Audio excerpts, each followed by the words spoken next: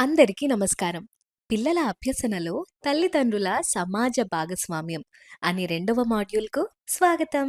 రండి, ఇప్పుడు మనం ఈ ఉప మాడ్యూల్‌లో తల్లిదండ్రులకు, సమాజానికి పిల్లల అభ్యసనపై అవగాహన కల్పించటానికి, ఈ అభ్యసనలో చురుకుగా పాల్గొనేలా వారిని సమీకరించటానికి అవసరమైన విభిన్న వ్యూహాల గురించి నేర్చుకుంటాము. ఈ అంశం పూర్తి చేసే సమయానికి సమాజ సమీకరణ యొక్క అర్థం మరియు ప్రాముఖ్యత గురించి నేర్చుకుంటాం. అలాగే పిల్లల పెరుగుదల మరియు అభ్యసనలో భాగస్వామ్యం కోసం తల్లిదండ్రులను, సమాజాన్ని సమీకరించటానికి వివిధ మార్గాలను గుర్తించగలుగుతాం. సమాజ సమీకరణ అనే పదం ద్వారా మీరేమర్థం చేసుకున్నారు? సమీకరణ అనేది తల్లిదండ్రులు, విద్యా సంస్థలు మరియు వ్యక్తులు మొదలైన విభిన్న భాగస్వాములను కలిగి ఉన్న సమాజం నుండి వివిధ రకాల మద్దతును సేకరించే ప్రక్రియ. మద్దతు యొక్క స్వభావం ఆర్థికమైనది లేదా ఆర్థికేతరమైనది కావచ్చు. ఇది వివిధ భాగస్వాముల అవసరాలు, పాత్రలు మరియు బాధ్యతలపై ఆధారపడి ఉంటుంది. అయితే సమాజ సమీకరణ ఎందుకు అంత ముఖ్యమైనది? ఉపాధ్యాయులు తల్లిదండ్రులను మరియు సమాజాన్ని ఎందుకు చైతన్యవంతం చేయాలి? ఈ సమాజ సమీకరణ అనేది పిల్లల చుట్టుపక్కల పరిసరాలలో ఉన్న పెద్దలందరూ ఒకరికొకరు సహకరించుకుంటూ పిల్లల అభ్యసనకు మద్దతునివ్వటాన్ని తెలియచేస్తుంది. సమాజ సమీకరణ ఇల్లు మరియు పాఠశాల మధ్య అంతరాన్ని తగ్గించటంలో సహాయపడుతుంది. అలాగే పిల్లల పెరుగుదల, అభివృద్ధి మరియు పిల్లల అభ్యసన ప్రక్రియపై ప్రభావం చూపుతుంది. సమర్థవంతమైన సమాజ సమీకరణ ద్వారా పిల్లల విద్య పట్ల సమాజంలోని వివిధ భాగస్వాములకు మనము అవగాహన కల్పించగలము. పిల్లలు పాఠశాలలో మాత్రమే నేర్చుకుంటారు అనే అపోహను తొలగించడంలో ఇది మరింత సహాయపడుతుంది. మనకు తెలిసినట్లుగానే మనము తల్లిదండ్రులను మరియు సమాజాన్ని చేరుకోవటానికి వివిధ మార్గాలు ఉన్నాయి. అలాగే విభిన్న పరిస్థితులలో వేరువేరు పద్ధతులు పనిచేస్తాయి.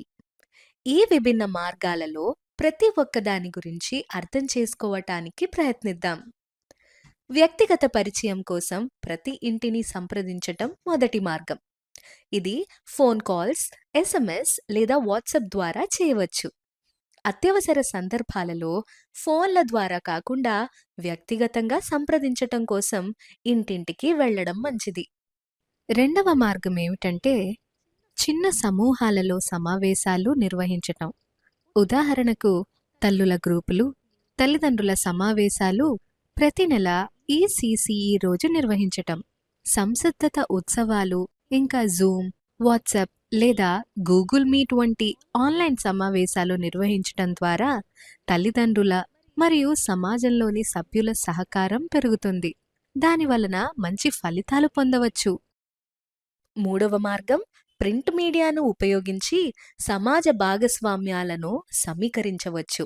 ఆరోగ్యం, పోషకాహారం, అభ్యసన కృత్యాలు మరియు ఈసీసీఈ డే వేడుకలు, కమ్యూనిటీ ఈవెంట్లు, ఆటలు మరియు స్కూల్ అంగన్వాడీలో వేడుకలు వంటి కార్యక్రమాలకు ఆహ్వాన పత్రాలు వ్యక్తిగతంగా లేదా డిజిటల్గా అంటే వాట్సాప్ లేదా ఫేస్బుక్ వంటి ఇతర సోషల్ మీడియా ప్లాట్ఫామ్ల ద్వారా అందించవచ్చు. నాలుగవ మార్గం, మీరు టెలివిజన్ మరియు రేడియో ఛానళ్లలో కూడా కార్యక్రమాలను ప్రసారం చేయవచ్చు. పిల్లలు మరియు తల్లిదండ్రులు రేడియో లేదా టెలివిజన్ నుండి ప్రయోజనం పొందుతారు, ఎందుకంటే దీని ద్వారా చాలా మంది ప్రేక్షకులను చేరుకోవచ్చు. వారికి సంబంధించిన ముఖ్యమైన సందేశాలు, సమస్యలు మరియు ఈవెంట్లను వ్యాప్తి చేయటానికి ఇది వీలు కల్పిస్తుంది. పబ్లిక్ సర్వీస్ ప్రకటనలు మరియు విద్యా కార్యక్రమాలను ప్రసారం చేయటం వలన పిల్లల అభివృద్ధి, ఆరోగ్యం, విద్య మరియు సమాజ కార్యక్రమాలపై అవగాహన పెరుగుతుంది. మనం ఇప్పటి వరకు తల్లిదండ్రులను మరియు సమాజాన్ని చేరుకోవటానికి వివిధ మార్గాలు తెలుసుకున్నాం కదా. మీకు బాగా అర్థమైందని భావిస్తున్నాను. ఇప్పటి వరకు మనం నేర్చుకున్న అంశాలన్నిటినీ ఒకసారి పరిశీలిద్దాం.